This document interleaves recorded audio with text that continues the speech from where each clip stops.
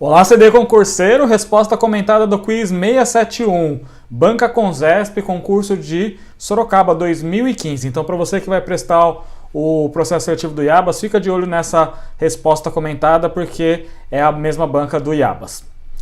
Qual é a mancha ou placa branca que acomete a mucosa bucal, não destacável por meio de raspagem, assintomática, de etiologia desconhecida, que não se caracteriza por nenhuma outra lesão?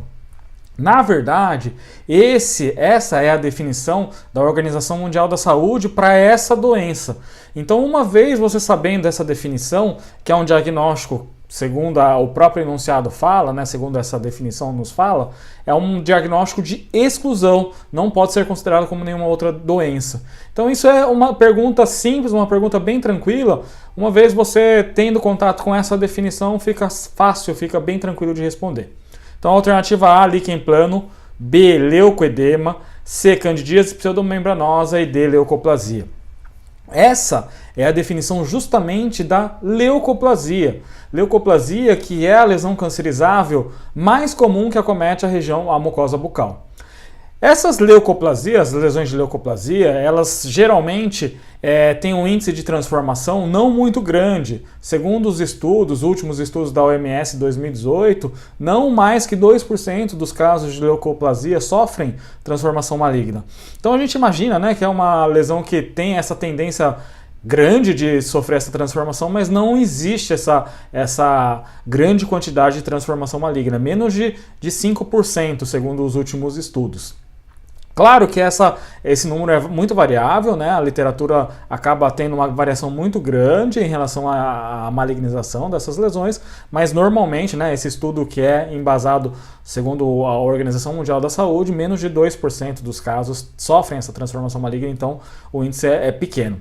Só que qual que é a relevância da leucoplasia quando a gente pensa em transformação maligna? É o número de casos. Então, é a lesão das lesões cancerizáveis, ou lesões também chamada pré-câncer, ou com potencial de malignização, que é mais prevalente. Então, é muito importante a identificação dessas lesões. E tem um detalhe muito, muito importante também, que é a localização. Por quê? Você deve saber que o câncer ou o carcinoma espinocelular, quando acomete a região de mucosa bucal, tem 3 regiões mais acometidas. Então, região de lábio inferior, região de bordo lingual ou bordo lateral de língua e região do soalho bucal. Então, uma vez identificado essa leucoplasia nessas 3 regiões, são regiões que preocupam, né? E é muito importante a realização de biópsia. Então, quem que guia o tratamento, na verdade? Quem que vai guiar o tratamento é a biópsia. A realização da biópsia, lógico que vai ser acompanhada, né, a gente vai acabar enviando esse fragmento para o exame anatomopatológico. O exame anatomopatológico, o patologista vai definir, né, se essa leucoplasia tem graus de atipia ou graus de displasia. Quanto maior o grau de atipia ou maior o grau de displasia, então, atipia grave, por exemplo, pior é o prognóstico, quer dizer, provavelmente esteja mais próximo de uma transformação do que se esses graus de atipia fossem menores, por exemplo, uma atipia discreta. Então é muitíssimo importante a realização de biópsia e encaminhamento para o patologista, e o patologista fazer a avaliação se existe ou não a presença de atipias ou também chamadas de displasias. As outras alternativas. Líquen plano é uma lesão que geralmente não tem uma causa definida, é uma lesão autoimune. Pode acontecer de forma bilateral, geralmente é mais comum. Quais são as manifestações clínicas mais frequentes quando a gente pensa em líquen plano? Líquen plano reticular. Existem outras formas de líquen plano, como por exemplo o líquen plano erosivo, em que vai formar uma lesão ulcerada, que o paciente vai sentir dor. Então esse líquen plano também pode ter áreas esbranquiçadas, mas o mais marcante de um líquen plano erosivo, por exemplo, não é nem a lesão branca, mas sim a lesão ulcerada. Mas o líquen plano mais comum seria o líquen plano reticular, que são aquelas estrias de Wickham que vão aparecer principalmente na região de mucosa jugal bilateral, podendo acometer também, por exemplo, outras regiões da boca, como o bordo de língua, gengiva inserida, por exemplo, palato. Então, são outras áreas que podem acontecer. Alternativa B, leucoedema. Leucoedema é uma alteração um distúrbio de desenvolvimento. Na verdade, é aquela lesão, não é uma lesão, uma alteração em que na distensão da mucosa, aquele aspecto esbranquiçado, esfumaçado, na hora que faz a distensão da mucosa jugal no caso, esse esbranquiçado acaba se tornando menos branco e a mucosa adquirindo a cor rósea, né, rósea pálida, que é uma cor de mucosa normal, sem alteração. É comum nos pacientes da raça negra e também nas pessoas que fumam, né? Então as pessoas que fumam, devido à agressão dos produtos do tabaco e mesmo o calor, pode provocar essa formação dessa alteração também chamada de leucoedema. Então, na verdade, o leucoedema é uma alteração branca, edema, na verdade, acontece de forma que é analisado microscopicamente. A gente não consegue observar esse edema macroscopicamente, clinicamente. Alternativa C, candidíase pseudomembranosa, a gente elimina essa alternativa porque quando fala que é uma mancha ou placa branca não destacável por raspagem, a gente acaba eliminando a alternativa C, porque a candidíase pseudomembranosa seriam aquelas lesões brancas em que na hora de fazer a raspagem da mucosa, essa placa branca acabar se destacando.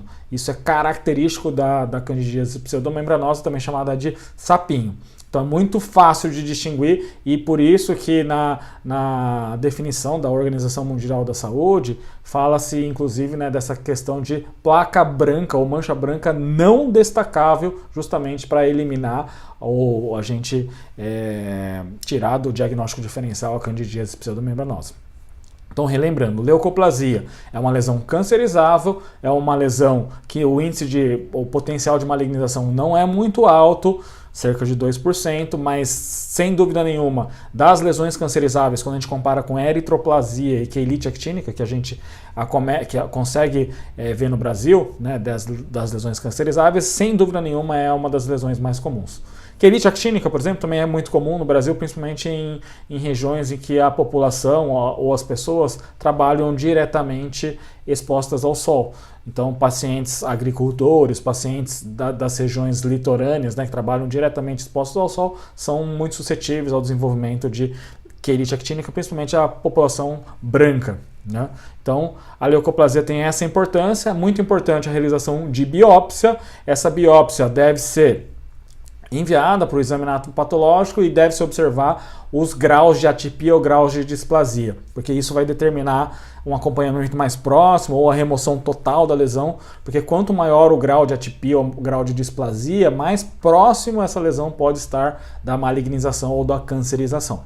Então isso é muito importante. Outro detalhe muito importante, que leucoplasia é um termo que é utilizado clinicamente, não é um termo que se usa para descrever a peça anatomopatológica. Geralmente, quando o patologista devolve o diagnóstico de uma leucoplasia, ele vai descrever como uma hiperqueratose. Por que ele vai descrever como hiperqueratose? Porque a manifestação clínica se dá através da leucoplasia, lesões brancas, mas anatomopatologicamente ou histologicamente, a hiperqueratose que faz com que esse tecido se manifeste como uma lesão esbranquiçada. Então, o patologista vai colocar como resultado, laudo, né, hiperqueratose com atipia discreta, atipia moderada, atipia grave.